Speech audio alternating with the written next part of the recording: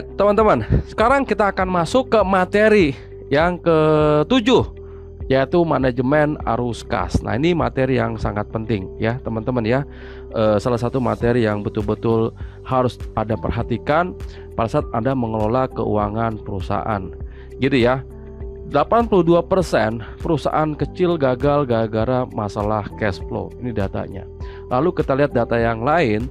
Ini ada 20 alasan kenapa startup gagal, dan nomor 2-nya adalah run out of cash. Artinya kehabisan darah dia, kehabisan uang ya, kehabisan cash flow. Nah, ini jadi masalah.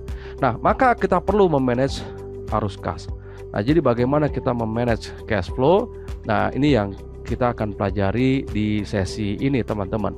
Ada satu slogan yang namanya cash is king, profit is queen. Gitu ya, teman-teman ya. Nah, kalau kita lihat ini ya, cash is king, profit is queen gitu ya. Artinya apa sih? Artinya cash flow itu betul-betul darahnya. Ada perusahaan yang profit, tapi cash flow-nya nggak ada. Bermasalah bisnisnya. Saya punya satu perusahaan ya, saya invest di satu perusahaan, dia project base ya. Untung bisnisnya, penjualannya bagus, tapi karena pembayaran dari customernya sangat lama, menyebabkan cash flow-nya berantakan. Dan perusahaan ini ya Senin Kemis tuh arus kasnya, akhirnya kesulitan. Nah, ini yang harus diperhatikan. Dan kebanyakan perusahaan yang bangkrut, datanya bukan perusahaan yang nggak profit ya, tapi perusahaan yang kehabisan cash flow. Anda bisa lihat tadi datanya di depan. Artinya apa? Jangan sampai Anda kehabisan darah ya, karena cash itu adalah darahnya perusahaan. Kalau Anda kehabisan darah, selesai kita. Walaupun ya secara bisnis mungkin profitnya juga bagus, tapi saya nggak mengatakan juga bahwa profit itu nggak penting. Profit itu penting, bahkan profit itu bisa kita gunakan untuk mengobati cash flow yang bermasalah. Dan cash flow yang sehat bisa mengobati profit yang bermasalah. Jadi antara cash flow dengan profit sebenarnya ini adalah masalah dan solusinya. Nah, yang jadi masalah besar adalah ketika bisnis ini cash flow-nya bermasalah, profitnya juga bermasalah.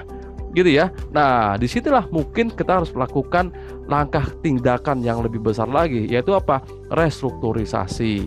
Kalau perusahaan itu punya kewajiban ya, apalagi bisnisnya revenue-nya sulit bertumbuh karena kompetisinya begitu hebat ya, ya mungkin ya perusahaan ini bisa jadi harus diselesaikan, harus dilikuidasi sampai di tahapan yang seperti itu. Nah, sekarang kita fokus dulu bagaimana membuat perusahaan ini arus kasnya tetap sehat. Teman-teman, gini, arus kas itu saya gambarkan seperti pipa ya, seperti pipa. Jadi di sini ada cash inflow, ada cash outflow, ya, ada uang masuk dan ada uang keluar. Tadi di depan saya udah sampaikan ya bahwa 3 laporan keuangan, dua yang harus Anda perhatikan di laba rugi adalah revenue dan biaya. 2 hal yang harus Anda perhatikan di neraca adalah aset dan pendanaan aset. 2 hal yang harus Anda perhatikan di cash flow adalah cash in dan cash out. Nah, sekarang kita belajar tentang cash in dan cash out. Nah, ini kalau saya gambarkan arus kas, ini bagaikan kayak tabung ya. Ini ada cash in, ini ada cash out, dan ini adalah cash in hand. Ya, ini free cash flow ya, atau kan uang yang menganggur yang ada di dalam rekening bank Anda. Nah, kalau ngelihat dari gambar tabung ini, maka Anda harus bisa make sure uang masuk pipanya harus lebih besar dibandingkan uang keluar. Ya. Nah, implementasinya gimana? Uang masuk harus lebih besar, berarti uang masuk harus lebih banyak dibandingkan uang yang kita keluarkan. Yang kedua adalah uang masuk harus lebih cepat dibanding sama uang keluar.